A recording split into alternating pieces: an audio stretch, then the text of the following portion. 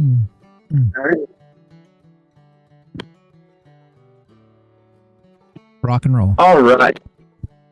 Welcome back, everybody. This is, I believe, week 15 of our entire series, but it's week 3 of our challenge series, right? So this week is, as you can see, it's the final week of the challenge series, and we're just doing a little bit of review for this one, right? We're introducing the week 3 challenge, the final one in this whole building a profitable mindset series. Remember, it's not going from zero to hero. It's just building the foundations of what I believe is most important when it comes to being a profitable trader in the mind first. Okay, so with that out of the way, review week 1 challenge, right? We're gonna go through it just pretty quickly. Hopefully you guys were here for this one, but the first thing I asked you guys to do was just watch the markets. That's what this whole challenge was about. It was basically getting into the mindset of, well, I'm not going to place trades. I'm just going to watch the market, and I'm not going to be active in it. I just want to see how it performs with my strategy. I want to see how I can hone in my strategy to make sure that it's as specific as possible. And then once we do get to the point, which will be next week, but get to the point where we're placing trades, we risk small. We're not going in with heavy size. We're doing as little as possible, and we're tracking everything we do. So again, just a quick little recap, and that ties into week 2.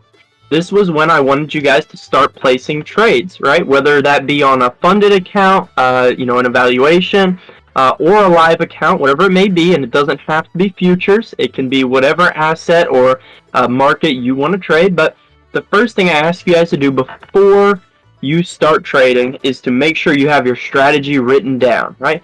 Have that strategy written down on paper or in an online notebook, whatever you want to be, so you can constantly go back and refer to it, right? We want to make sure that before we place a trade in the market, we know exactly what we're getting into. And then backtest and look for discrepancies. Even though we are placing trades, right, backtesting and forward testing, so tracking the trades that we take, are just as important. Last week, or the week 1 challenge, was about not being active in the market and seeing where we can make little adjustments. Now that we are active in the market, we backtest it, live test it, and then make those same adjustments live, right? So it ties into each other, making live adjustments and repeat. Okay, still tracking everything. Everything's the same. We're just placing trades for that week 2 challenge. And now the main focus of today's lesson is the week 3 challenge. Okay, so spend a little more time on this one. This is what it all comes down to, is we're able to now, we've watched the markets. We are now placing trades in the market. Now we want to make sure that we're set up for success and continue to place the proper trades. So starting with the first thing I ask you guys to do is record your daily live results. This is different from just tracking everything, right? This is different from just saying, oh, I won a trade today, or I lost, or I set a break even, all right? This is writing down exactly what you made for that day, okay? This is not saying, well, I already said that, not saying won, lost, break even, exactly the dollar amount that you made or lost that day, okay? No in between. Once you've done that, we go to invest time into improving your EQ, right? Your emotional quotient or your emotional intelligence, right? This is what I have seen many, many people overlook. A lot of times when traders get into the market, their first instinct is to learn about the market, which makes sense. I'm not knocking that it doesn't make sense. It absolutely makes sense. You're trading the market, you want to learn more about the market, but rather than just investing all of our time into, our technical analysis, what if we invested time into learning, well, when I place a trade, right, just for example, if I place a trade and I get really anxious, right, I start moving around, invest time into learning why. Why do you think you get so anxious? Because rather than trying to force yourself to say, oh, well, I'm just going to place the trade and walk away from my computer, which sometimes we have to do that. But if you're having to do that every single time, there's a lot of answers, whether it's A, you're not confident in your strategy. So if you're not confident in the strategy, that means you probably haven't tested it much, which goes back to those first 2 weeks.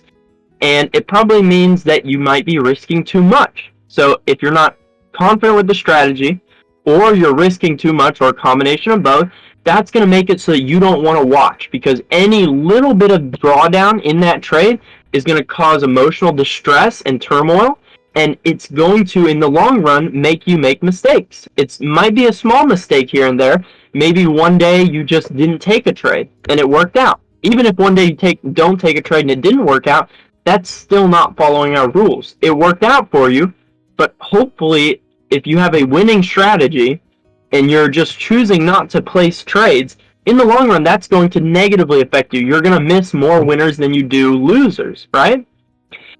And maybe it's not, say, getting up away from your computer. Maybe you can sit there, you're super confident in your trade, you place the trade, you let it ride, but then right before your take profit, you get out, right? So this is a different kind of problem, right? Right before your take profit, you get out. You don't let it run all the way. So you're sitting there, you're confident in the trade, but you don't want to chance it running all the way back to break even or your stop loss or whatever it may be. This is, again, not following our rules.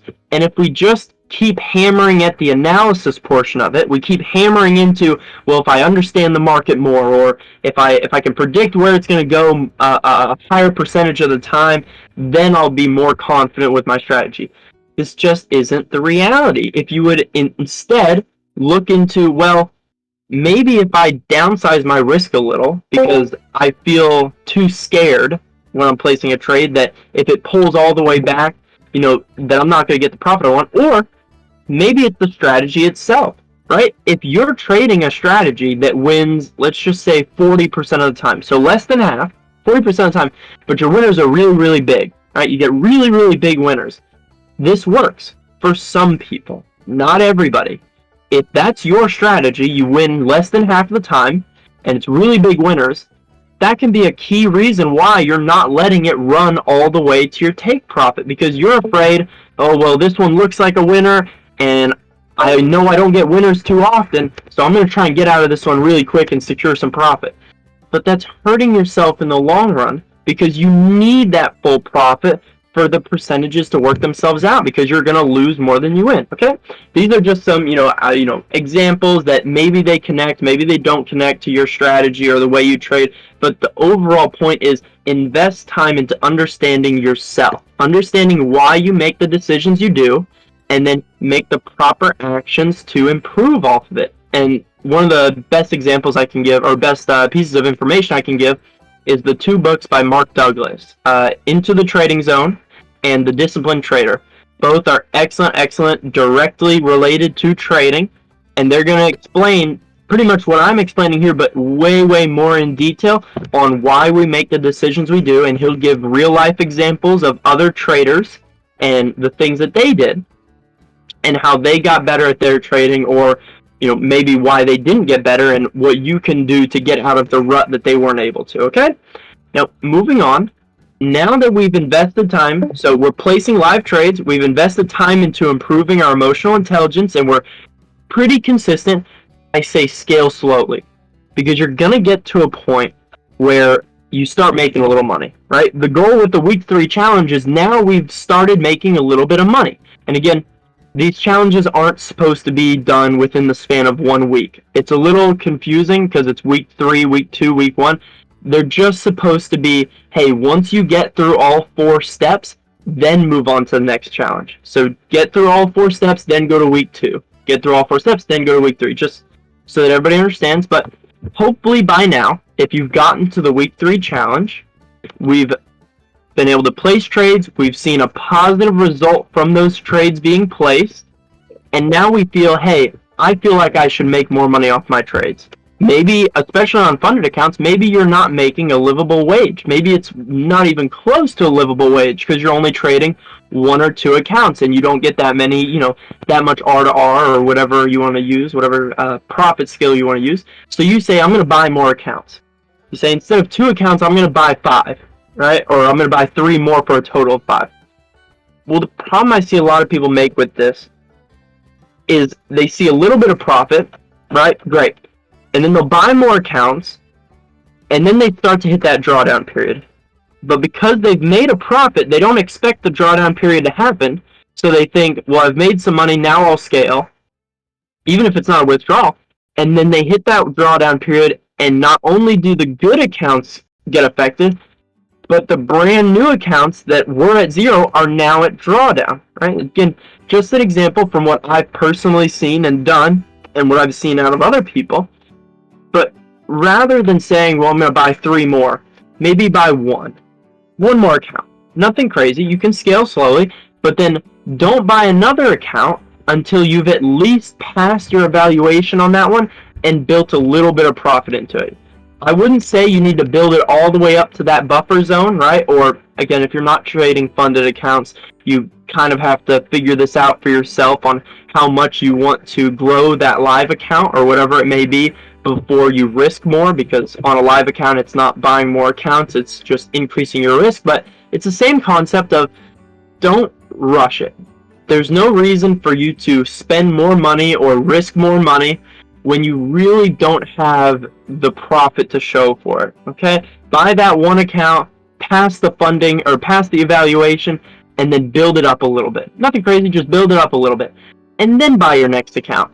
That way you're not investing all of this initial capital right into a period of drawdown, and now you've got to sit with all these accounts that are at a loss and hope you can build them back up when your initial intention was to immediately start making more money, but now you've lost more money, right? So just take it slow. And then the last thing, and this isn't really a step, mostly that scale slowly was kind of the last step for you guys to build into, but it's the law of large numbers. I wanted to go over this last because I say it a lot, but I can't really enforce how important it is for that mentality side of trading to understand that the more data we have, the closer we are to actualizing the probabilities we have in those trades, right? So simply put, if you win 60% of the time, right? If you win 60% of the time and your winners are 2R and your losers are 1R. If you take 100 trades, and we're going to assume one trade a day, if you take 100 trades, you may be way off. It may have a 40% win rate and your winners are only 1-to-1, right? Terrible. You're actually at a loss at that point, right? But if you take another 100 trades, you're going to get a little closer. If you take another 100 trades, you're going to get a little closer. And again, those first 100 trades, maybe you're way over. Maybe you won 80% of your trades and your winners are 2.5-to-1, right?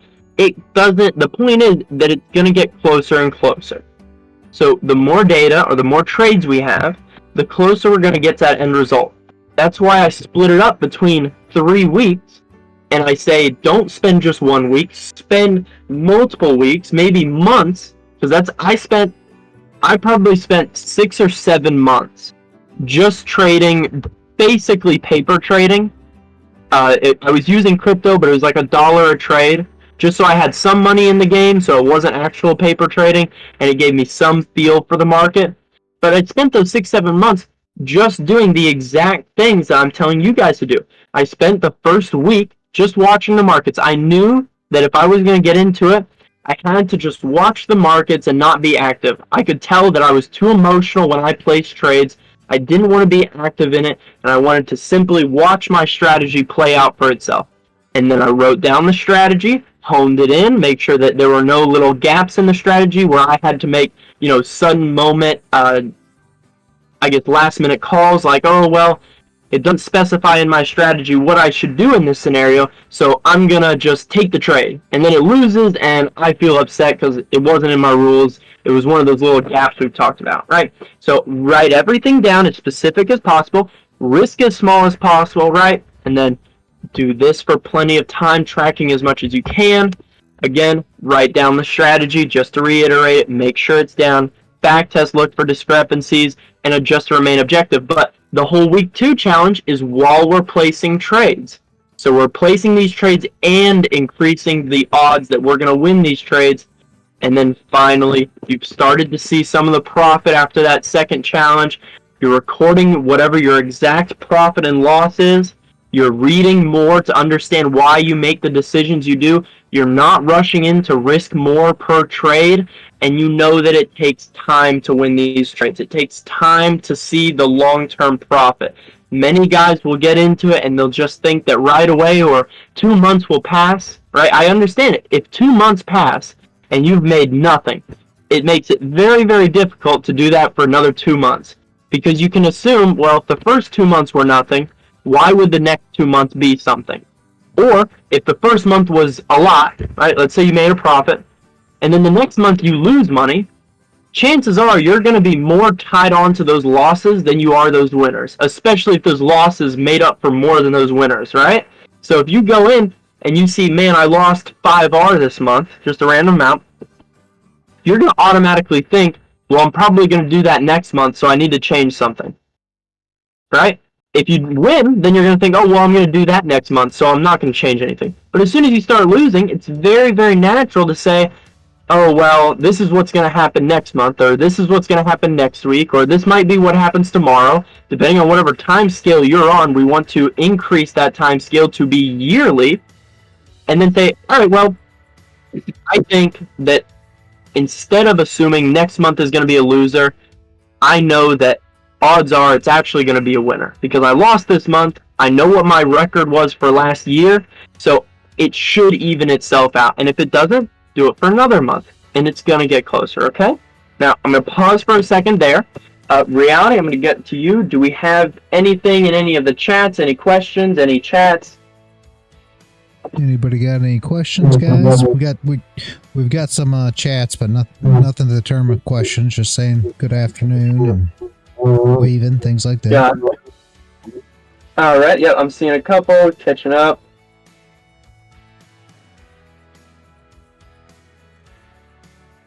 And you know what? Real quick, I'm going to let me go here.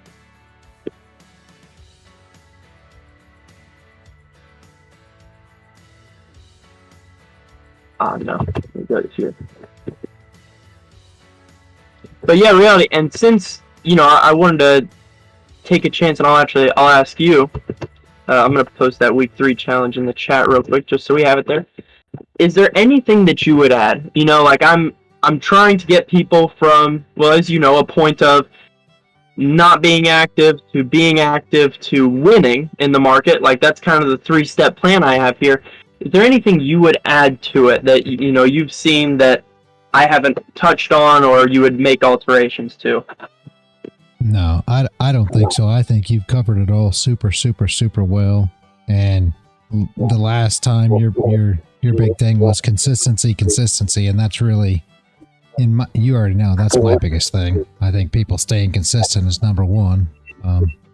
Through the ups and the downs, if you stay consistent, just like you just explained, that's what's going to pay dividends in the end, and that's absolutely the truth.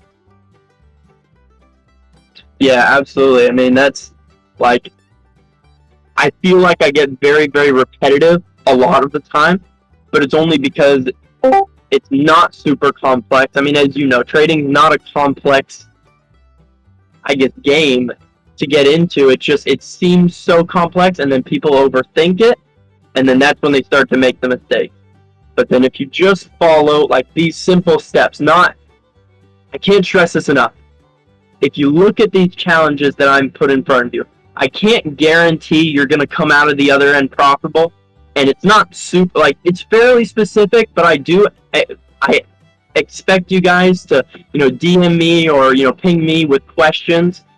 But if you go through these steps and you follow them from week 1, what we have here, 1, 2, 3, 4, go through and do everything that I asked on this week 1 challenge in order, and then go to week 2 and start taking trades. Remember, week 2 is the week 2 challenge is when we place trades.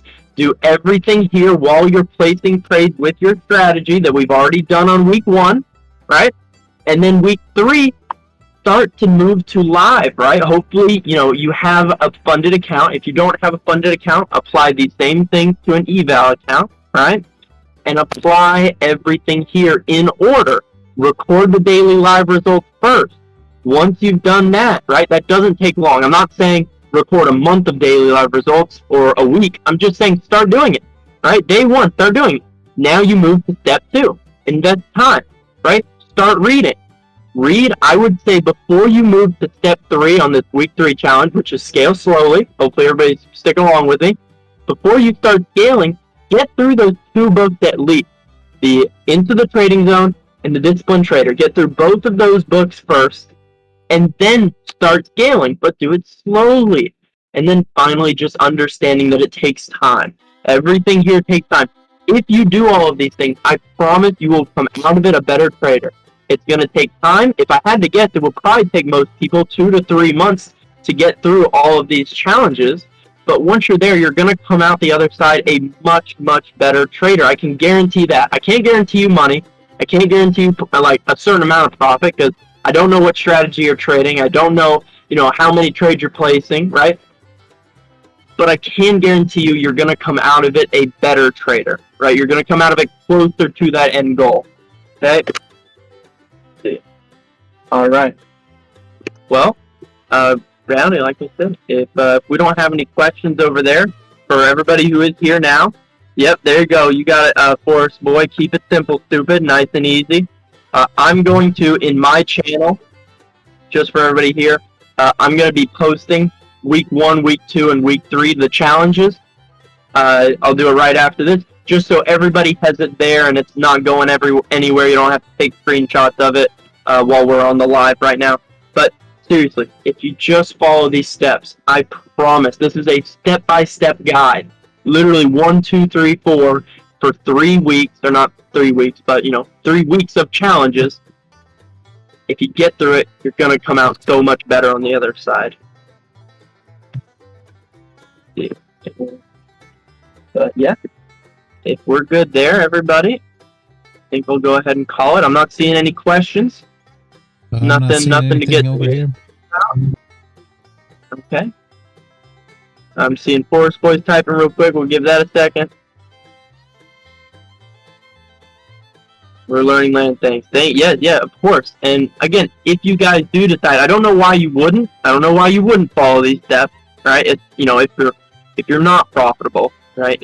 If you're making money, you have fun to come through it. That's a different story. This is for people who have yet to see the other side.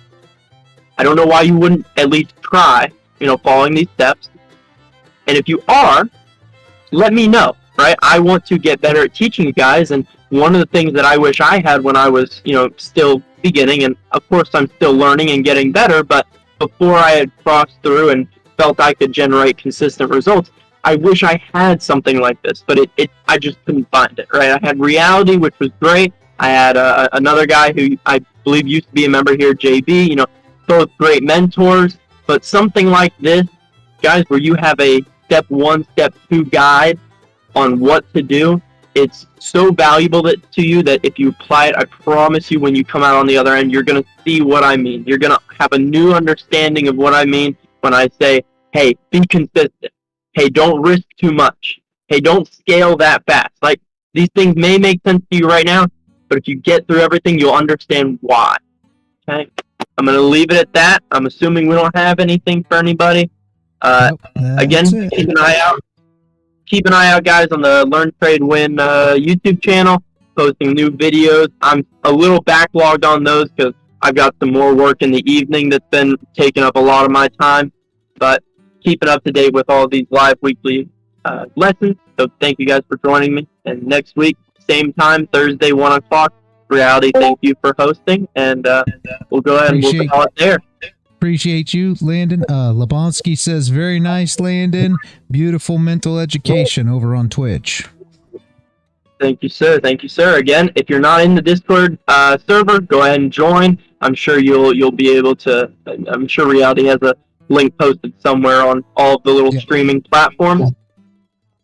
And if you are new to the server, look for Landon's TA or Chef's TA. I think it's Chef's TA. Yeah, look for Chef's TA. That's where I post all of my week challenges and anything else that I need to share with you guys. But I'll call it there. Thank you guys for joining. Landon, copy the link of your channel and drop it in the live trading too, so that people are in the trading chat, so that people have it just in the main chat. Gotcha. Let me see. So it should be copy link. The main trading chat.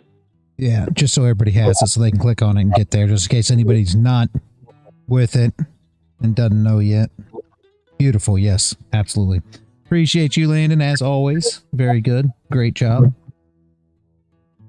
Yes, sir. Thank you. All right. And yep, so I'll call it there. Be sure to join us next week, everybody. Have a good day.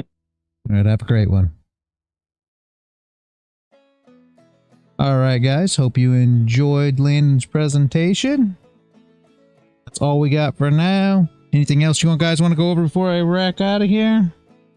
Thank you, PD. Appreciate you showing up. All for me. Everybody have a great afternoon. I'll see you all first thing tomorrow morning. And as always, guys, stay consistent out there.